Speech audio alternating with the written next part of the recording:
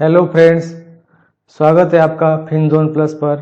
आज हम बात करेंगे एक ऐसे शानदार निफ्टी इंडिकेटर की जो आपकी ट्रेडिंग को आसान और प्रॉफिटेबल बना सकता है। अगर आप ट्रेडिंग व्यू का यूज़ करते हैं और निफ्टी में ट्रेड करते हो, इंट्राडे या स्विंग ट्रेडिंग या जो भी ट्रेड आप करते हो, तो ये वीडियो आपके लिए ही है। वीडियो को अंत तक ज़रूर देखिएगा क्योंकि हम इसमें एक इंडिकेटर को समझेंगे, उसको कैसे यूज़ करना है और उसका पूरा सेटअप हम इस वीडियो में आपको करके देंगे। तो आपके सामने एक ट्रेडिंग व्यू का इंटरफेस ओपन किया हुआ है। जैसे आप जानते हो कि अक्सर जो इंट्राडे ट्रेडर्स होते हैं या स्विंग ट्रेडर होते हैं, उनके सामने सबसे बड़ी चुनौती ये होती है कि समय पर एंट्री और एग्जिट करना।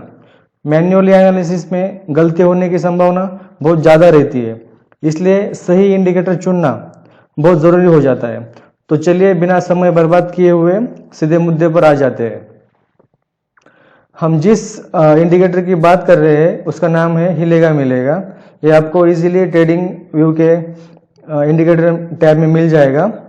ये इंडिकेटर अपने सिंपल और इफेक्टिव तरीके से आपके ट्रेडिंग को बेहतर बना सकता है।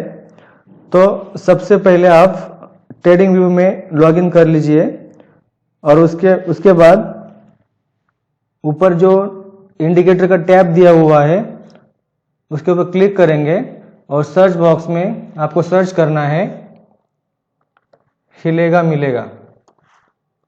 जैसे आप हिलेगा मिलेगा सर्च करेंगे तो यहाँ पे बहुत सारे ओपन होके आ जाएंगे।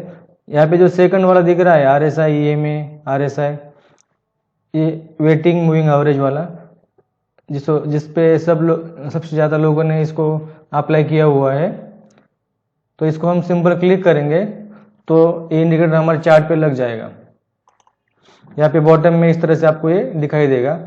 इस वीडियो में कौन कौन से कंपोनेंट आपको ऐड करना है, इसकी सेटिंग क्या है, ये आपको जानने के लिए हम एक बार फिर से कोई ब्रोकर के अकाउंट में आपको हम करके सेटअप करके दिखा देते हैं, तो आपको समझ में आएगा कि इसमें कौन कौन से कंपोनेंट है और उसका यूज़ कैसे करना है। तो मैं आपको ज़ीरोधा के इंटरफेस पे लेके चलता हूँ। यहाँ पे हमने निफ्टी का चार्ट ओपन किया है और नीचे वही इंडिकेटर हमने यहाँ पे बनाया हुआ है। तो इसमें क्या क्या सेटिंग है हम उसको पहले जान लेते हैं। तो पहले हमें RSI 9 इसके सेटिंग में ओपन करने के बाद आप यहाँ पे देख लीजिए, RSI में हमें जो डिफ़ॉल्ट जो पीरियड रहता है 14 का, उसको 9 कर लेना है। जो फील्ड है वो क्लोज पे रखना है।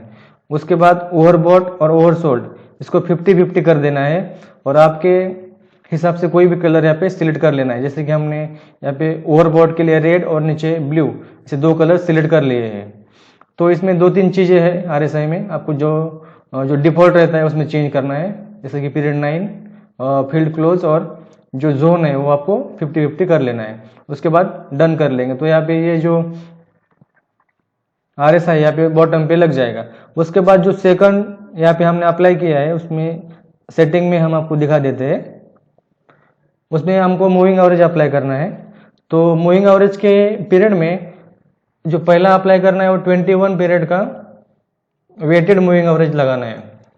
जैसे बहुत टाइप के होते हैं, सिंपल, एक्सपोनेंशियल, तो हमें वेटेड मूविंग एवरेज यहाँ पे लगा लेना है और उसका कलर आप रेड रख लीजिएगा तो आपको इजीली आइडेंटिफाई हो जाएगा कि इसमें कौन सा कंपोनेंट है। आपको उसका प्रैक्टिस जैसे करेंगे तो आपको आपका यूज थ्रू हो जाएगा। तो यहाँ पे फील्ड में आपका जो RSI है, RSI 9, उसको क्लिक करना है। मतलब ये आपको चार्ट के ऊपर नहीं लगेगा, ये बॉटम में जो RSI हमने लगाया है उसके ऊपर ये ड्रॉ हो जाएगा। तो ये सेकंड सेटिंग थी जो हमने अभी देखी। एक बार मैं फिर से इसको रिपीट करता हूँ। मूविंग एवरेज लगाना है 21 पीरियड का, वेटेड मूविंग एवरेज होगा। उसके बाद कलर एक सिलेक्ट कर लीजिएगा और हमें फील्ड में वो RSI के ऊपर लगाना है, ना कि हमें ये चार्ट के ऊपर लगाना है। तो हम इसको डन कर देंगे। जो थर्ड एक सेटिंग है उसके सेटिंग में हम जाके देखते हैं। तीसरा जो कंपोनेंट है वो मूविंग एवरेज ही लगाना है, लेकिन ये थोड़ा अलग है। उसके लिए हमें पीरियड में सिंपल 3 पीरियड का मूविंग एवरेज यहाँ पे लगाना है और फील्ड में RSI, और RSI के ऊपर ही ड्रॉ होगा। चार्ट के ऊपर नहीं करना है। उसके बाद टाइप में एक्सपोनेंशियल मूविंग एवरेज यहाँ पे सिलेक्ट कर लेना है इजीली। उसके बाद इसका कलर ग्रीन आपको आपके हिसाब से रख लीजिएगा, ग्रीन रहेगा तो आपको इजीली आइडेंटिफाई हो जाएगा। तो हम इसको अभी के लिए ग्रीन रख देते हैं और डन किया। तो हमने ये जो ब्लैक लाइन है वो RSI है।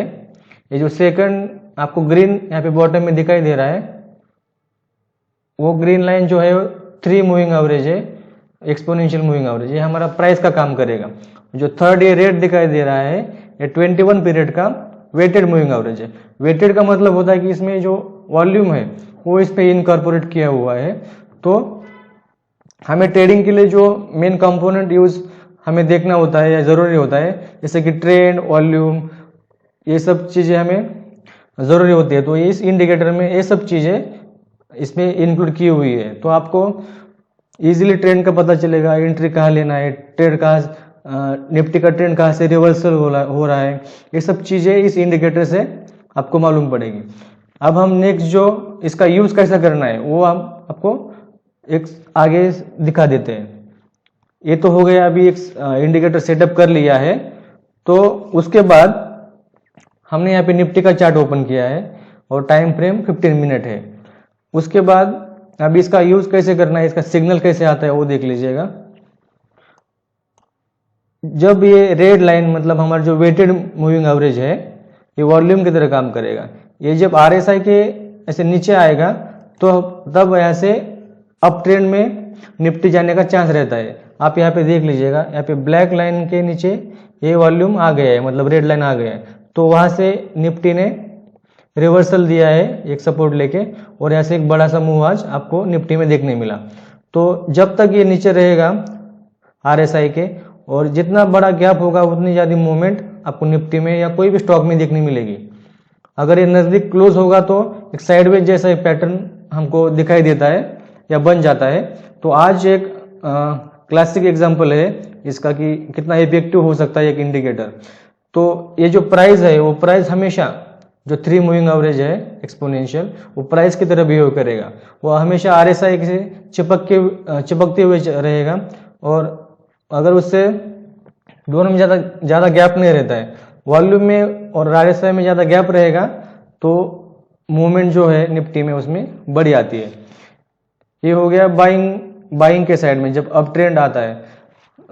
उसी तरह अगर सेल साइड में हमें देखना है, एक मिनट में थोड़ा चार्ट को छोटा कर लेता हूँ।